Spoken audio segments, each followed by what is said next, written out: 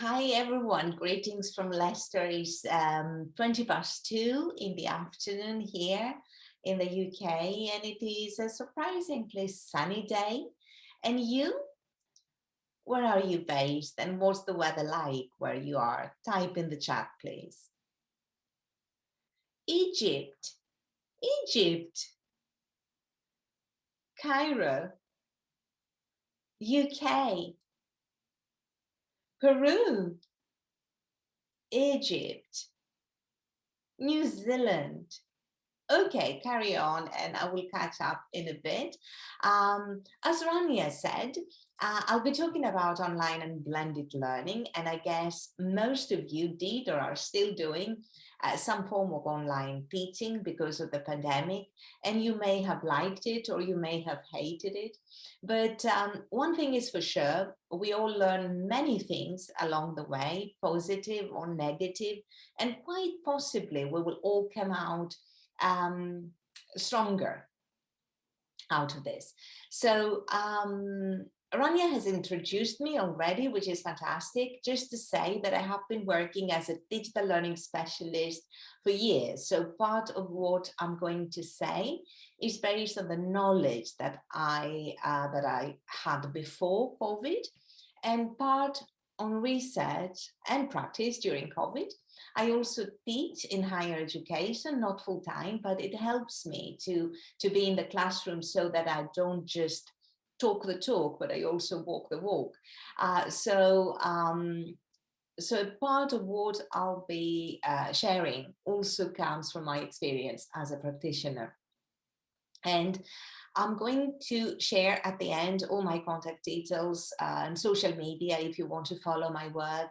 For now, if you're going to be tweeting, this is my Twitter handle, Sophia Mav. Just a short overview.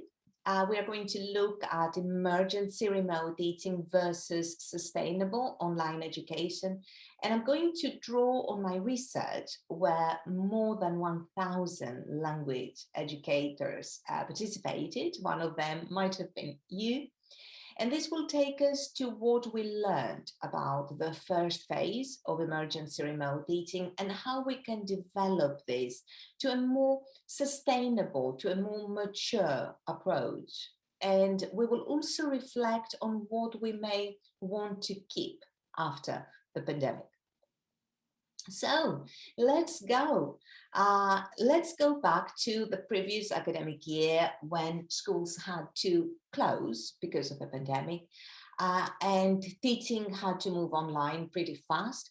Of course, we cannot say that everybody could move online. There were people, especially from disadvantaged parts of the world, who didn't have this option because they didn't have access to technology. And this is something else that the pandemic made clear, that 20 years into the 21st century, there are still huge digital divides between those who have access to technology and those who don't. So this is a massive topic, and I'm not going to go into this right now, perhaps in another talk. So back to my first point, those who were able to move online, we all teach in different contexts, of course. So my question is, when you moved online, what was it like for you? Did it look like this? Smooth, nice? Or did it look like this? Or perhaps a combination of these two? Type in the chat, please. First, second, or a bit of both? Second, first. At the beginning, second, but now first. Okay, that's good. Combination, still second, both second. Okay, so keep on typing and I will catch up in a bit. So for many teachers, it was utter madness because nobody was prepared. And most teachers had never taught online before. There was no time for enough preparation and training and all this. And so what they did was dive in, move online, and basically build the plane while they were flying it, which is essentially how we respond to an emergency. And that was fantastic, not because it was perfect. It was far from being perfect, as we will see in a bit, but because the educational community turned a big problem into an opportunity and passed an important message that learning never stops. And I think that this is a very, very powerful message, and it should be celebrated. So sustainable online education involves courses that have been designed according to how people learn online. So they are pedagogically sound courses. And you may ask, Sophia, what do we mean by pedagogically sound courses? How can we tell that a course is a pedagogically sound one? So first of all, these courses need a team of experts. So in our case, we need instructional designers, educational technologists, academics, teachers. So this team of experts, including you, the teachers, you are an expert in the field of English language teaching. So including you will develop the online course in a systematic way, according to principles of how people learn online, according to how digital pedagogies and subject pedagogies can be synthesized and orchestrated in order to produce quality learning. So it is not about just taking a face-to-face course, a face-to-face pedagogy, and just moving it onto Zoom. So or whatever platform. So this team will integrate all the necessary features to facilitate learning in this online mode, and they will test it, they will review it, they will refine it, they will polish it, and so on. So part of what I do, apart from designing online courses, is research in digital learning. And actually, you may agree with me that this is such an interesting time in terms of research, because things are shifting, and you know, there are new models, and it is very, very interesting. So what I did back in April and May, I decided to carry out research on emergency remote teaching and teachers' experiences, language teachers' experiences moving online, so that I can understand what really happened. And 1,160 language educators participated, which was amazing. Just for your information, the paper will be published very soon by the NileTESOL Learning Technology SIG, and it will be open access. So if you keep in touch via my social media, you will read the full report. Until then, if you want to refer to this research, you can refer to this presentation. So the purpose, the reason I'm talking about this is to help us to reflect on the lessons learned during this phase, and how these lessons can inform the present and the next steps. So many things have changed since then, but equally, some other things remain the same. So how can this experience inform where we are heading and where we want to go in the future? So these are some questions that you may want to think while presenting. So, okay, let's move on. So there was an electronic questionnaire circulated via teachers' online communities from April to May 2020. Questions were both quantitative and qualitative, and teachers were from everywhere. But you can see that very few were from some parts of Africa. There were participants from Egypt, there were, but not other places, perhaps of low connectivity, which is not surprising, really. The questionnaire was circulated online, so perhaps it didn't reach the teachers who were not connected. Blended technology with school is great, but how can we deal with hyperactive students? So I love your questions, Ahmed. So yes, so in terms of teaching experience, we have some very contradicting percentages here. It looks like the overwhelming majority were from experienced to very experienced face-to-face language teachers, but very few of them had experience teaching online. So 91% of the teachers had never taught online before COVID. So what preparation did they have before they moved online? We know that most of them, they were highly experienced teachers, face-to-face teachers, with no prior experience teaching online. About 50% self-organized their training via communities on social media, blog posts, and freely available webinars. We must say here that there have been some amazing educational resources and webinars that were made available freely from publishers, organizations like this one. So the teaching community should be grateful, really, for this generous support. At the same time, however, the downside is that, like everything that exists online, this is not the only example, there has also been some not so good content, simply because anyone with an online platform can now organize webinars.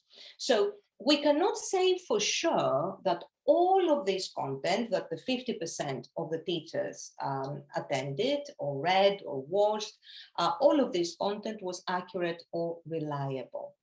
Now, around 17% had less than 5 hours of training via their institution, and 16% of teachers had no training at all. So, and 83% of all of the teachers who moved online had very little or no formal training. At least my sample, which was quite big.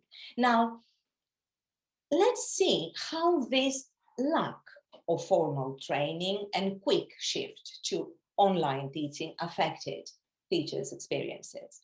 So in the quantitative question, where teachers had to rate the experience, the answers were mostly positive or relatively positive.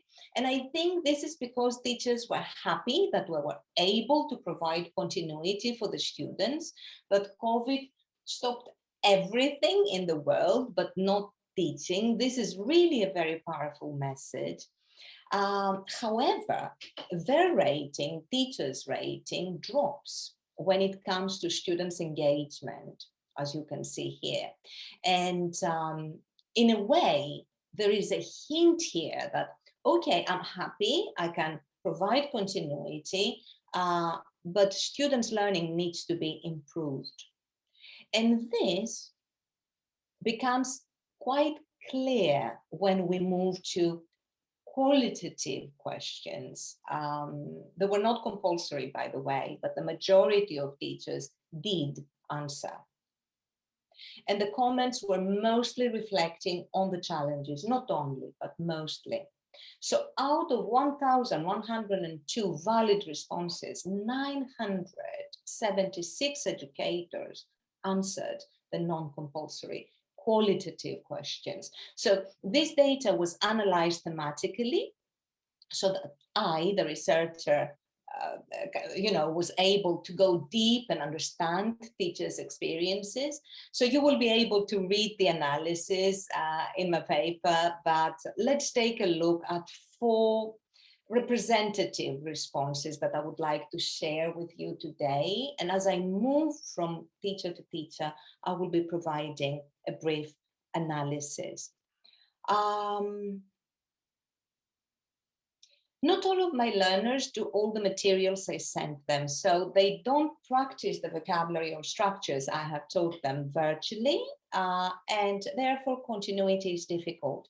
So here we have pedagogical concerns. I hope you agree with me about the asynchronous materials. Just to say here that if the materials are made for classroom face-to-face use or for homework, if there were long lectures recorded online, for example, then chances are students wouldn't be able to do them. Of course, we will never know what materials the teacher is referring to, but it clearly flags that there is something wrong with the pedagogy. So next up, there has been a shift from emergency lessons and doing what we can in the circumstances to a push for delivering lessons of a certain standard, despite none of the teaching staff having experience in online teaching. This is just incredibly frustrating. So do you agree that these flags various different issues? Leadership, we throw you in at the deep end, we don't train you, we assure you that all we need is continuity, but then we want quality lessons.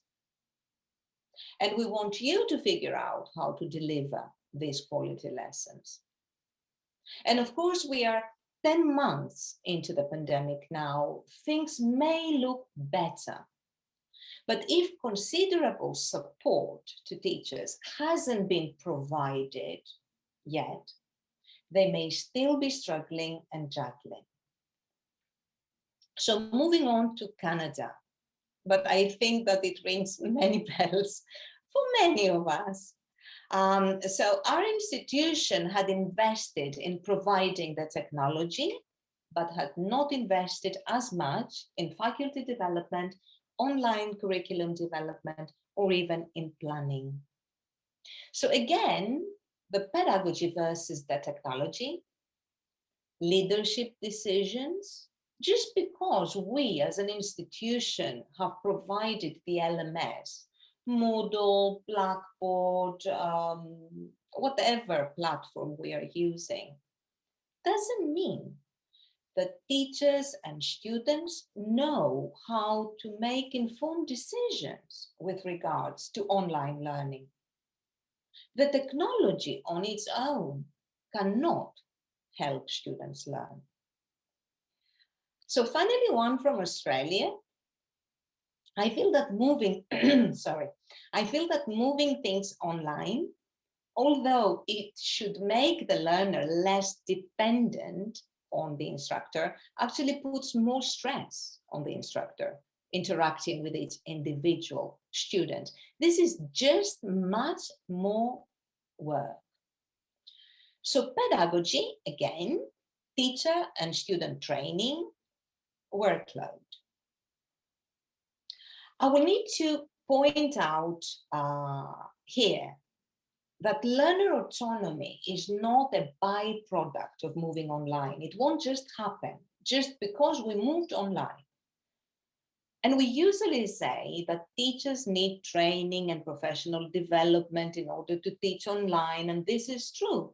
But what about students? Just because they are fluent users of Instagram and they can create videos and, use TikTok, doesn't mean that they know how to learn online, how to collaborate, how to be autonomous learners. And we need to help them to develop these skills. But the question is, who will do that? The teachers who only had informal, self-organized training before they moved online. So there are lots of important questions here. And trying to sum up what I presented so far before I move on to the next section, I would say that it all boils down to three themes or areas that we need to be looking at as we move forward: leadership, pedagogy, and training. So before I move on to the pedagogical considerations and the way forward, I will summarize this research in just one key message: the commitment of the educators, teachers, administrators, trainers is not enough to overcome the lack of online pedagogies, planning and training. This doesn't mean that the schools and managers haven't been supportive, not at all. There is data in my research showing that some schools provided teachers with computers, for example, because not all of the teachers had computers to teach online. And there is other research that shows that managers had and are having to work double the time, perhaps even more than teachers during the pandemic. But perhaps one key message for leaders who want to move on to something more sustainable, to move on their courses and their institutions forward, is that planning and quality professional development should be key considerations, because what happened back at the beginning with emergency remote teaching, for most institutions and teachers, what happened was to digitize a face-to-face course, a face-to-face pedagogy, and move it onto a platform. And this was understandable because there was no time for anything else. Let's be realistic. But this is not online learning. This is not how people learn online. This is emergency remote teaching, which was a very good approach at the beginning of the pandemic and the crisis. It was a very good response to the crisis. But if we haven't moved yet to something more sustainable, we need to do it now. So, looking ahead, let me check the time. Okay.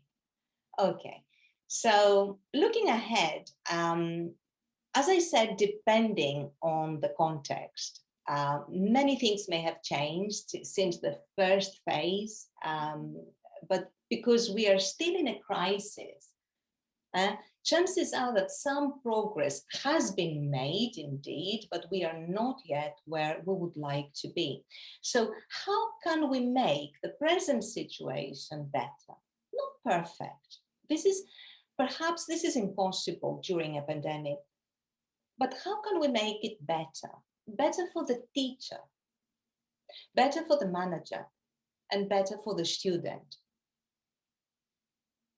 So we say that the physical distance is a challenge when we teach online, but we are not physically present.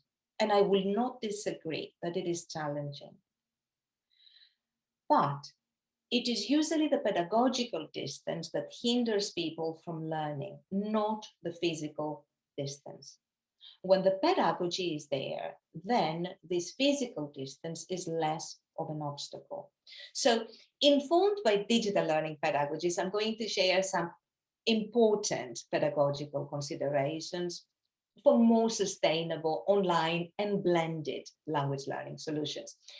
But your context is unique. Your student's level is unique.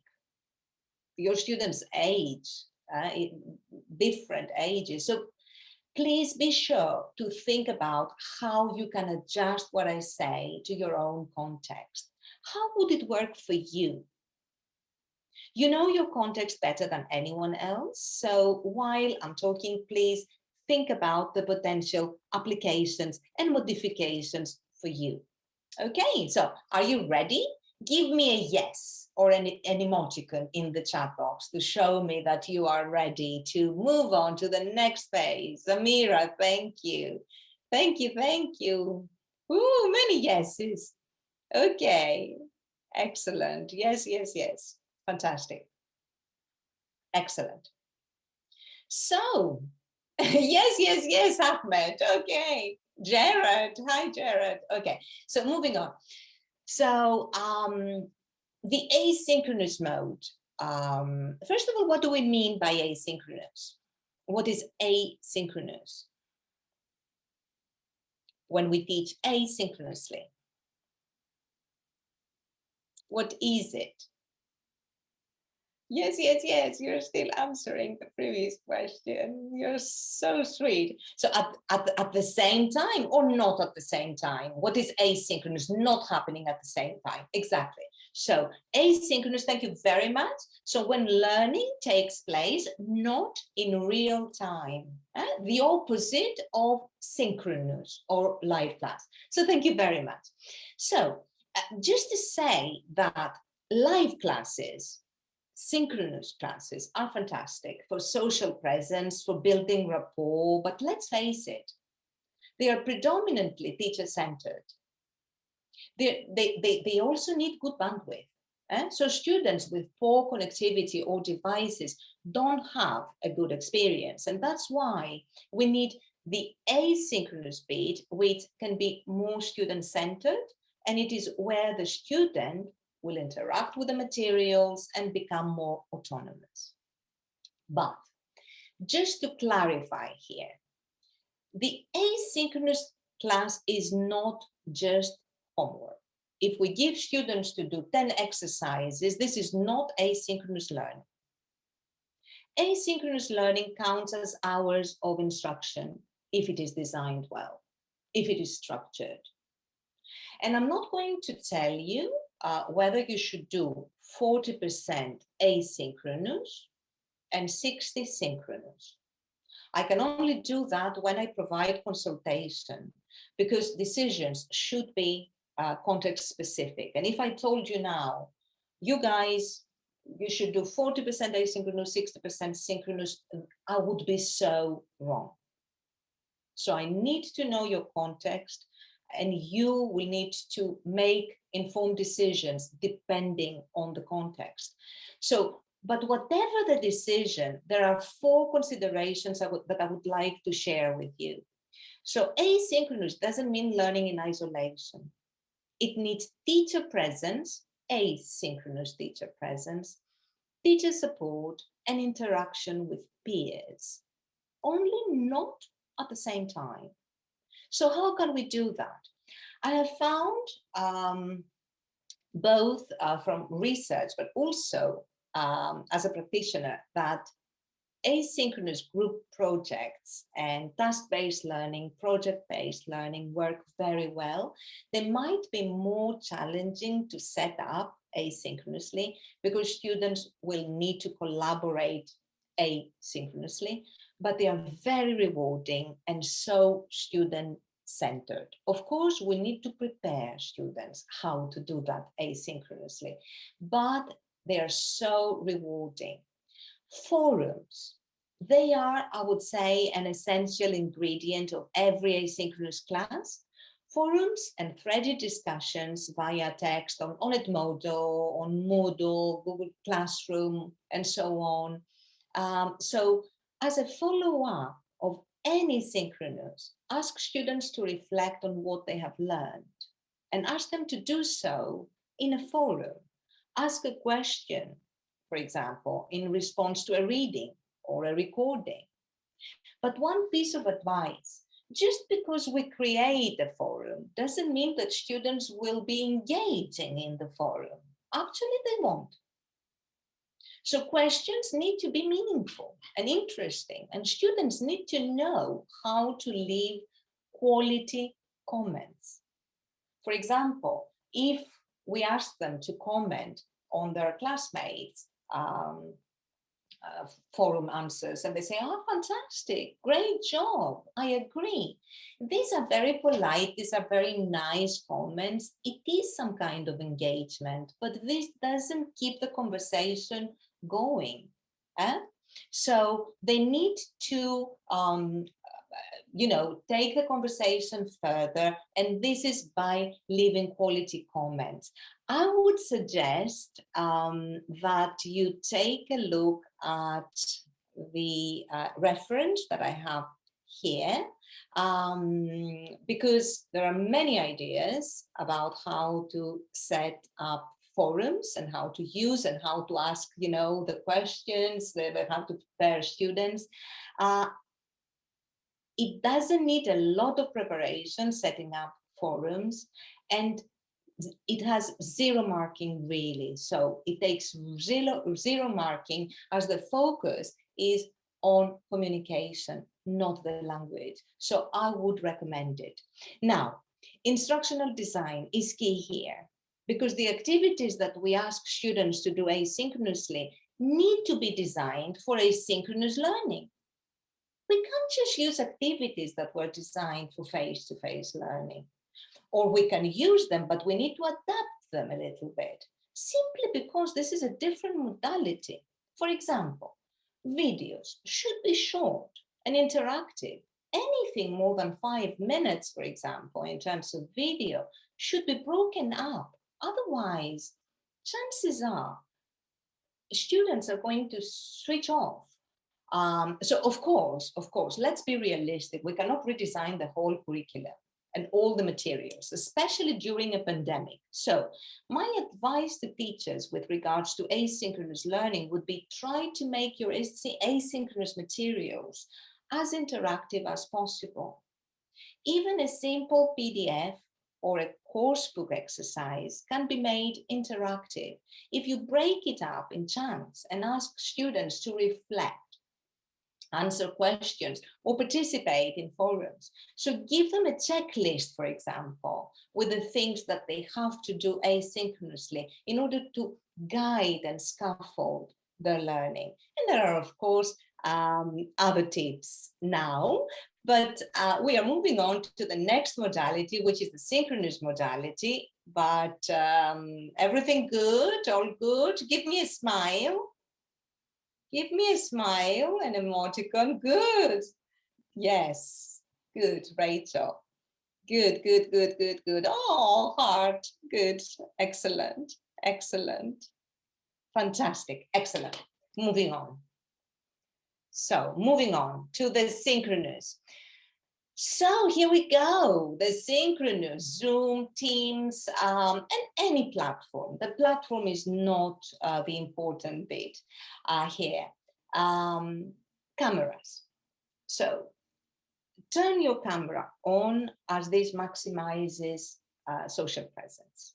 But make sure that your background looks plain and professional. Otherwise, it can be distracting or unprofessional. I'm not a very big fan of virtual backgrounds, and this is because they are a little bit clunky and impact on connectivity too.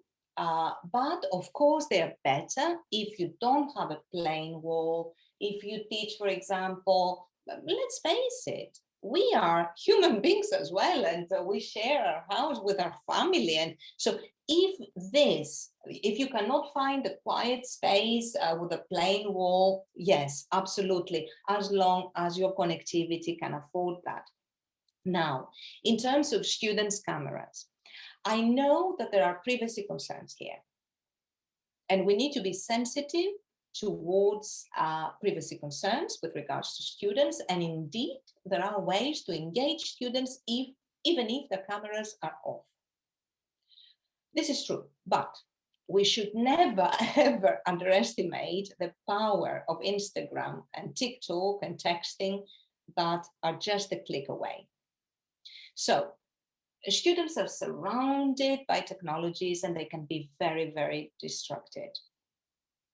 So if the school policy allows it, I'm not going to critique any school policy, because if the school policy says no cameras because there are privacy concerns, the school policy knows better than me.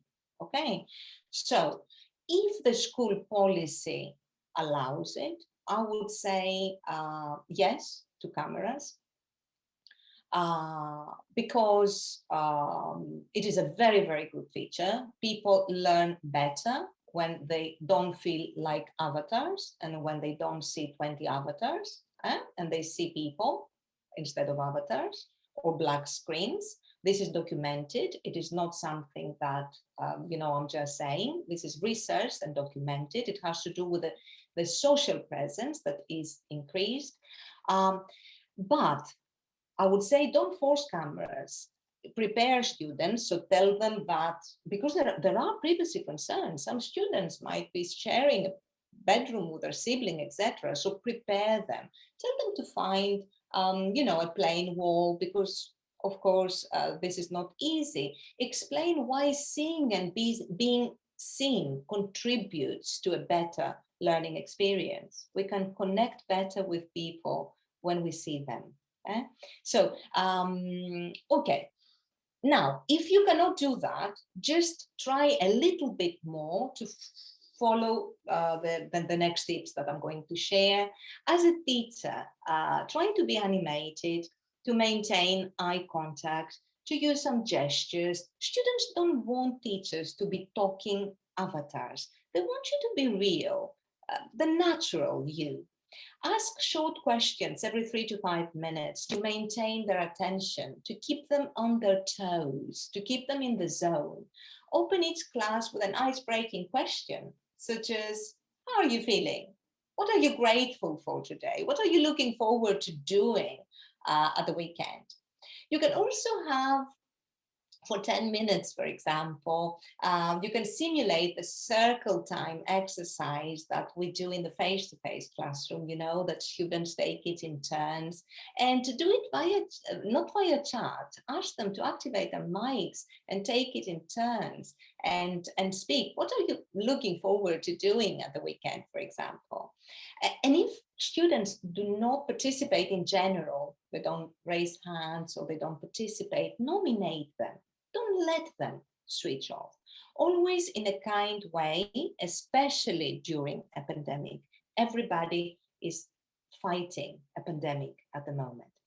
So use a variety of techniques to engage students. Polls, interactive tools such as Padlet, Book Club, they're great. They help students to be more engaged and interactive.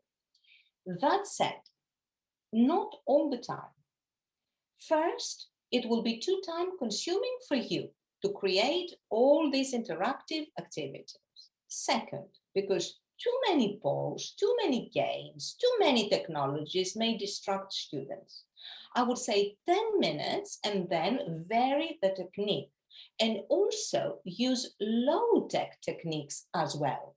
So vary your techniques, not the same and the same. And remember, too many bells and whistles with regards to technology distract students. Now, with regards to instructional design, we use visuals and slides and visuals and whatever visuals we are using to facilitate and scaffold and support learning and students, not to confuse them more. So slides should be light in text, visually appealing.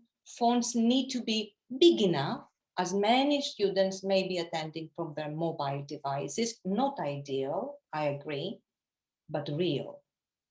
So especially when you give instructions, try to use a little bit a font that is bigger, because fonts should be easy to read. And now let's go to a favorite. So breakout rooms, for example.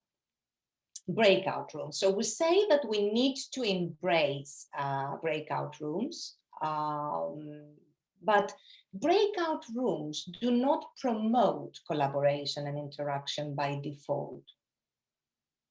It is the well-designed task that will do this. So many times what happens is students are given 5 questions to answer in a breakout room.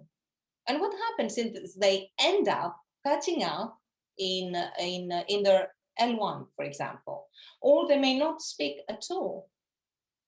So just asking them to discuss does not mean that they will discuss. So what can we do? The task needs to be meaningful. You know your students better than anyone else. So I'm not going to tell you what a meaningful task is for your students, but it needs to be interesting. It needs to be specific. If it is fun, this is going to be even better. Deliverables. Ask students to come back to bring something. Note-taking, to report back, to solve a problem. Instructions, very, very important. They need to be clear. They need to be multimodal. For example, you explain orally, but they need to be written as well. Because technology, you know, many things can happen to the best of us. You saw today with the slides, this is minor, this is nothing, but it might happen. So what we need is to show them and to explain them as well, orally. So it needs to be multimodal. So go around breakout rooms to monitor, to scaffold, but I would say know when to intervene. Switch your camera off, because if your camera is on and you get in a breakout room, everybody will stop what they're doing and they will look at the person entering. Switch your camera, do that discreetly. And if they are, you know, if they are having a meaningful conversation, just go. You don't need to be there. They don't need you. On the other hand, if they're speaking in their native language, if they don't speak at all, if they are off topic, then, hey guys, how is it going? Yes. So I would say that it is very, very important for us teachers to know when to intervene. This is also for the face-to-face classroom, but it becomes so much more important in the breakout room as well. So use a shared document for note-taking. You can monitor from the main room, for example, if you use a Google Doc, if students use a Google Doc that you will create and you will share with students. Other groups can get inspired from what one group is typing in, and do follow up, remedial work, content work, you know, but ask random groups to report back, for example, because it might be unrealistic. If you have 20 students, you can't ask 20 students to report back, but ask random students. So now, I left the best for the end. We talked about designing synchronous and asynchronous learning, and we talked about breakout rooms. So what about teacher development? Teacher development needs to be ongoing because we cannot offer teachers an hour or 2 hours of teacher training, for example, at the beginning of a course and believe that this will cover their needs, especially with the demographics that we had at the beginning, that they didn't have experience and how they started. So, and the training and development needs to go beyond tools. It is not about the tools. It is not about how this technology works. This is part of the training, but it is a small part of it. So it is about how people learn online in this new modality. So we need to link the pedagogy with the technology and help the teacher make informed decisions about what do they do? What do they need to do when they teach online or when they teach in a blended environment? So it should not be about this tool and that tool and bringing in bells and whistles. I would say, I think I said that earlier, that too many bells and whistles can distract students. So what do we do? Exactly, Mustafa. CPD must be lifelong, absolutely. So what do we do? I need to say something here with regards to training. It is not just teacher training. There are many other things that we can do. But with regards to teacher training, like all specialisms, not just online learning, like all specialisms, training with regards to online learning needs to be informed and delivered by people who have the expertise to do it. Just because someone has been teaching on Zoom since the beginning of the pandemic doesn't mean that they can train teachers to deliver pedagogically sound online teaching. What is the trainer's experience regarding online teaching? Did they do that before the pandemic? Do they have any credentials? Or did they learn on the job during the pandemic? So we see quite a lot of this lately, but I would not call it quality training. I would call it emergency remote training. And it may not take us where we want to go. Of course, I'm not referring to teachers who give presentations about what they tried in the classroom and what worked for them and they want to share. This is amazing. This is fantastic. I'm not referring to this. I'm referring to people who want to come across as specialists of online learning. They give trainings and presentations about how to teach online, but their experience and knowledge is limited. So we need to be a little bit careful here. So the ideal scenario would be ongoing training by an in-house specialist or monthly sessions by an external specialist and regular online coaching and support. But this is not the only thing that we can do. I would say teacher observations are very important, not to check up on the teacher, but as a means of professional development and reflection. So make it less threatening. Don't ask teachers to produce these long and realistic lesson plans before the observation. Make it more fun. Focus on just one aspect, for example, the teaching, management, visual aids, and organize the observation for the teachers. I'm talking to managers right now, if that was not clear. Now, with regards to peer observations are amazing. But of course, I would say that they need to be coordinated by the line manager. The teachers are very busy right now, and we need to facilitate them. I don't mean that teachers can't do that on their own initiative, but it is always, always so much better when this is framed and supported institutionally and even paid, I would say. Because if you, as a teacher, observe a colleague, you provide feedback, you contribute to the school's professional development. Of course, these decisions are contextual and each school knows better than me whether this is realistic or not. But peer observations are fantastic. And of course, it goes without saying, self-directed learning, informal learning, webinars, conferences like this one, communities of practice. This is what saved the day during the first phase of the pandemic. This is what saved the day, really. And with regards to communities of practice, following people on social media and learning from and with them, we need to embrace all this informal learning because these are excellent ways for professional development in general, not just online teaching or blended learning. I would say that we cannot exclusively rely on this informal training to take a more emergency remote teaching to the next level. I wouldn't say that, but they can perfectly complement the more formal and contextualized PD that I described earlier. So time, oh, okay. So, right. Now, will the future be blended in one way or another?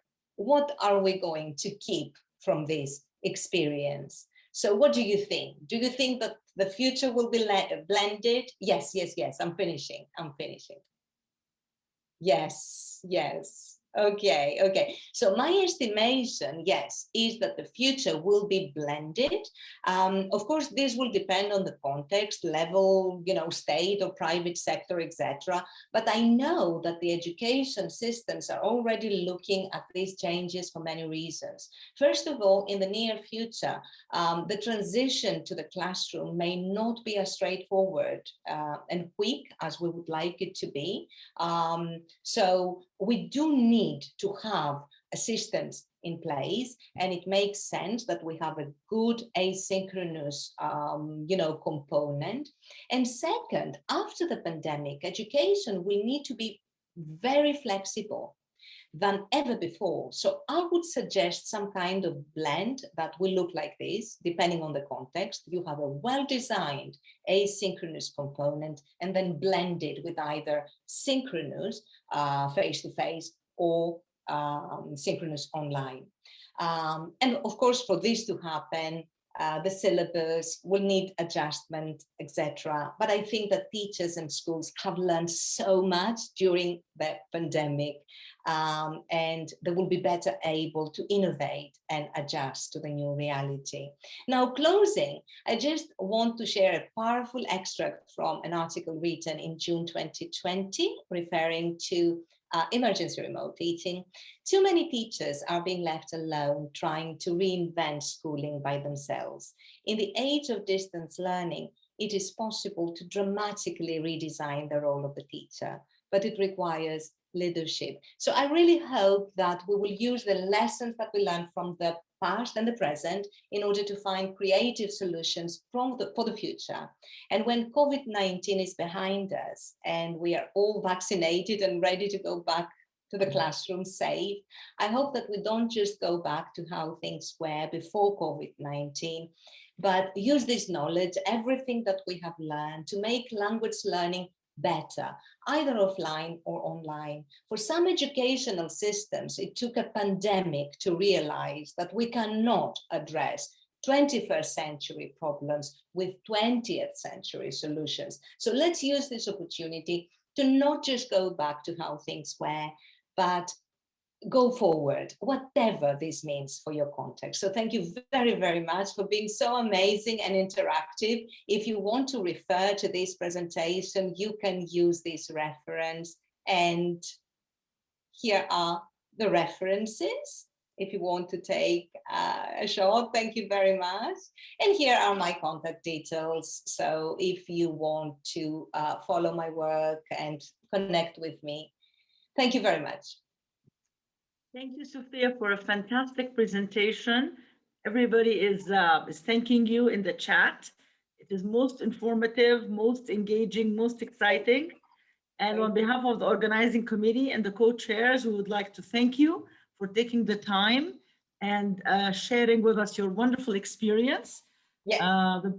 And thank also the British Council for allowing us to host you. Thank you very much. Yeah, a big thank you to the British Council. I just went back to the slide because Helen asked me to see references. Please do, yes. Hope it's okay. Yes, of course. Yeah, great. So thank you so much. Thank you to the organizers. Thank you to... This is the citation of the presentation, Helen. So thank you to the British Council, and thank you to the participants for being so interactive and amazing, really. Thank you for coming. Thank you very much. And we'll hope to see you again soon. Of course, of course. Definitely, definitely. Thank you very much. Thank you. Bye-bye. Thank you. Bye. Bye-bye.